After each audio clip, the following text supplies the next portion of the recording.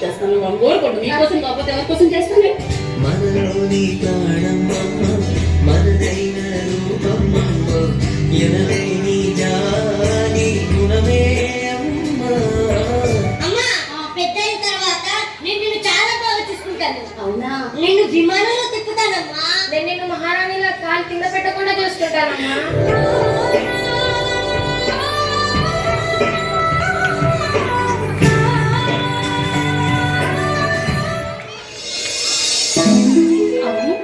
ఇంత ఆలస్యం పెద్దోడు ఇంకా ఫోన్ చేయలేదేంటి? నాన్న ఏం లేదురా, ఆలస్యం అయిపోయింది. తిన్నావా? అది కాదు నాన్న, ఎప్పుడో తిన్నావా? తిన్నావా లేదా చెప్పరా?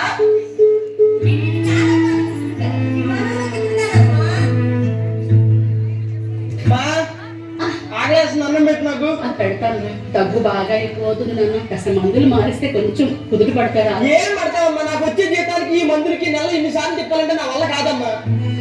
నేను మహారాణి కింద పెట్టకుండా చూసుకుంటాను. ఆయన రేపు పొద్దున్న చూస్తాను, ముందు నాకు అన్నం పెట్టి ఆగలేదు. సరే సరే.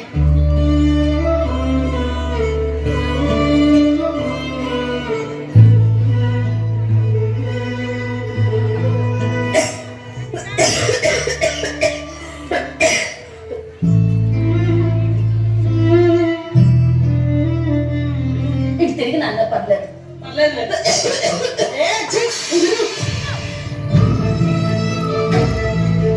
అయ్యో కావాలని చేయలేదు నాన్న.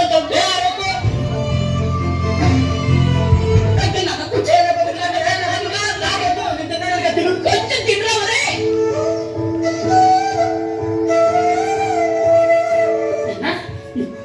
ఇంటర్వ్యూ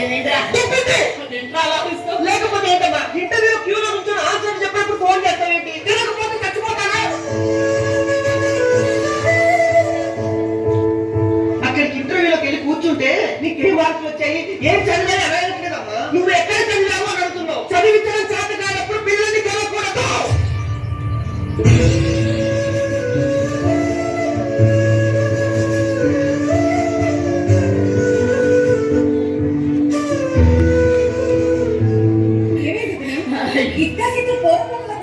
నా పిల్లలు నా ఇష్టం, నన్ను అరుస్తారు, కొడతారు, తింటారు, అన్నం పడేసుకుంటారు. నీకెందుకు పచ్చడం? ఏదో ఒక రోజు చూడు, నా కాళ్ళు పట్టుకొని పడి నీ కొడుకు కూర్చున్నప్పుడు ఆడలేదు తల్లి. నాకు వస్తుంది, నా పిల్లలు నేను పెంచుకుంటాను. వెళ్ళం మరి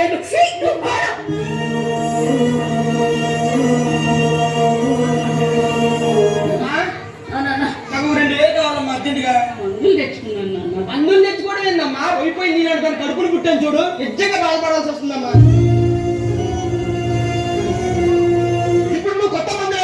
పెద్ద అప్లికేషన్ పనులే ఉన్నాయి, కనీసం డబ్బులు ఉన్న ఇళ్లలో పుట్టినా కూడా బాగుండేది. రేపు నుంచి గుడికి వెళ్ళి నీలాంటి దాన్ని కడుపున పుట్టకూడదని మొక్కుకుంటాము. ఈ అమ్మ ఎలాంటిదంటే అందరు గొప్పగా చెప్పుకుంటారు, కానీ నన్ను ఎవరిని అడిగితే నాకు అసలు అమ్మ లేదనే చెప్పుకుంటా.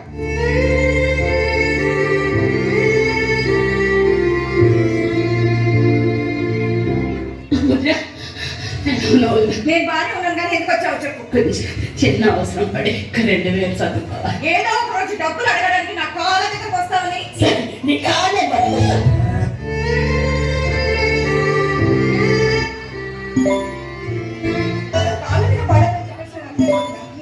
చూసుకుని జాగ్రత్తగా చూసుకో. నాకేం కాదు, నాకేం పిల్లలు బాగుంటే నేను బాగుంటాను.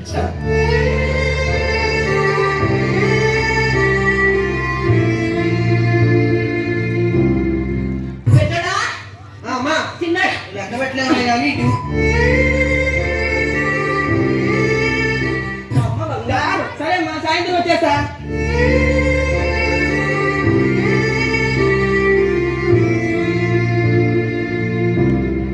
సరే ఈ రోజు నిన్ను ఒక పెద్ద 5 స్టార్ హోటల్ తీసుకెళ్తాను. డబ్బులు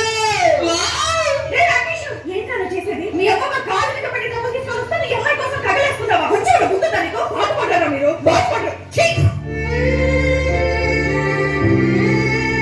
వాడు మాట్లాడుతున్నంత నిజమేనా? జస్ట్ ఏదో ఇంకా లవ్వు లేదు, గివ్వు లేదు, మన మధ్య ఏది లేదు. సత్య సత్య అమ్మా, నువ్వు నాకు ఇచ్చిన డబ్బులు ఎవరిని అడిగి తీసుకొచ్చావు? ఎవరి దగ్గర తెస్తే ఏంటి నాన్న? ఏమైంది తమ్ముడు? ఏమైంది అడుగు. ఏమైంది? ఏం చేసావు మళ్ళీ?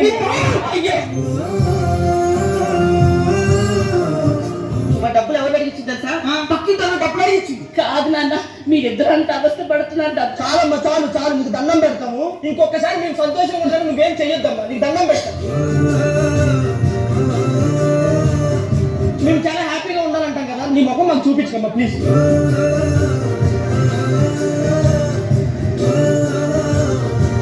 గుండెల్లో నొప్పిగా ఉందండి.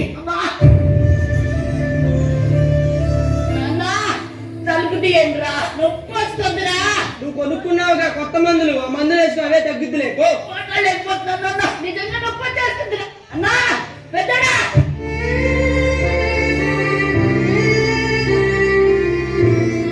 తమ్ముడు ఏందయ్యా కళ్ళు నీళ్ళు పడిపోయినట్టుంది, ఆ నీళ్ళు తీసుకురాపు. ప్రతిసారి ఇది ఒకటి.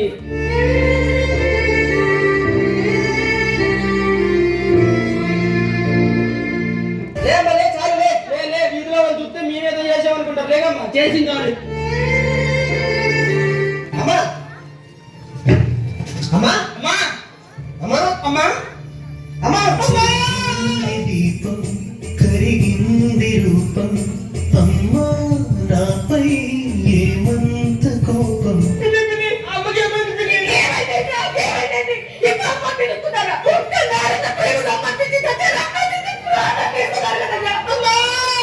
కొండంత శోకం నేనున్న లోకం నన్నే చూస్తున్నా. అమ్మా పెద్దయిన తర్వాత నిన్ను విమానంలో తిప్పుతానమ్మా.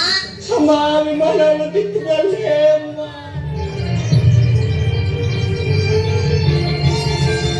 మా చిన్నోడు గాలికి తిరుగుతాడు, వాడు దేనికి తిరిగిరాడు అన్నావు కదమ్మా, కొంచెం గాలి తెచ్చమ్మా.